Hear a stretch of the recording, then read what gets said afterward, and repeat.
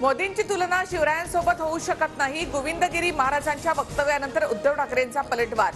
काहींकडून वारंवार इतिहास बदलण्याचा प्रयत्न झाल्याची पटोलेंची टीका.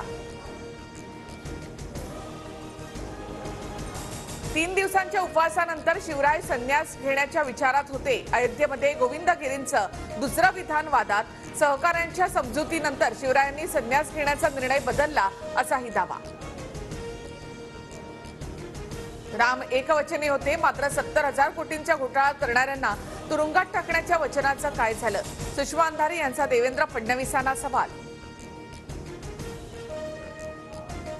भाजपमध्ये विष्णूचा 13वा अवतार. तुम्ही त्याची पूजा करा, मी रामाची पूजा करणार. राऊतांची नाव न घेता मोदींवर टीका. तर हनुमानानं रावणाचा अहंकार मोडला तसा यांचाही अहंकार मोडा. राऊतांचं कार्यकर्त्यांना आवाहन. राहुल नार्वेकर यांनी आतापर्यंत 10 पक्ष बदलले. राहुल नार्वेकर निवडणूक आयोगाचे डोमकावळी. त्यांनी नाशिकमध्ये येऊन शिवसेना पाहायला हवी होती. संजय राऊतांचा हल्लाबोल. ठाकरे गटाच्या शिबिरामध्ये मराठा आणि धनगर आरक्षणासंदर्भात ठराव. सरकारी यंत्रणांकडूनच नोकर भरती आणि मुंबईचे आर्थिक महत्त्व कमी करण्याच्या ठरावामधून निषेध. मागासवर्ग आयोगाच्या अहवालानंतर विशेष अधिवेशन घेणार. मराठा आंदोलकांनी संयम ठेवावा. मुख्यमंत्री एकनाथ शिंदे यांचं आवाहन. जरांगेंच्या मोर्चामुळे पुण्यामध्ये कोंडीची शक्यता. तर मराठा समाजासाठी गोळ्या झेलायला तयार.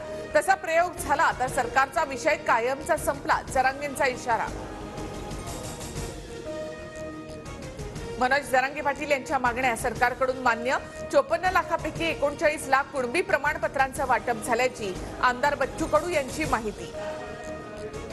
राज्य मागासवर्ग आयोगाकडून आजपासून मराठा राज्य समाजाचं राज्यभरामध्ये सर्वेक्षण. सोलापूरमध्ये सर्वेक्षण सुरू. 6,473 प्रगणक आणि 458 पर्यवेक्षकांची सर्वेक्षणासाठी नियुक्ती. मुंबईमध्ये मराठ्यांना डिवचलं तर राज्यभरातील सर्व मराठे रस्त्यावर उतरणार. परिस्थिती हाताबाहेर जाऊ देऊ नका. मनोज जरांगे यांचा राज्य सरकारला इशारा. मराठा आंदोलकांच्या दबावामध्ये येणार असेल तर ओबीसी समाज सरकारला झोपू देणार नाही. आम्ही मुंबईकडे कूच करू. ओबीसी नेते बबनराव तायवाडे यांचा इशारा.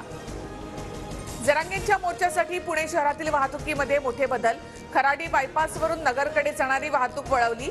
तर पुणे नगर महामार्गावर 2 दिवस अवजड वाहतूक बंद. मराठा आरक्षणासंदर्भातील क्युरेटिव्ह याचिकेवर सरन्यायाधीशांसमोर उद्या सुनावणी. मराठा समाजाच्या वतीने खुली सुनावणी होण्याची मागणी. प्राणप्रतिष्ठेनंतर अयोध्येमध्ये रामभक्तांची अलोट गर्दी. दिवसभरात 3 लाख भाविकांनी घेतलं दर्शन. सुरक्षेसाठी 8,000 पोलीस तैनात. योगी आदित्यनाथ यांच्याकडून हेलिकॉप्टरनं अयोध्येमध्ये पाहणी.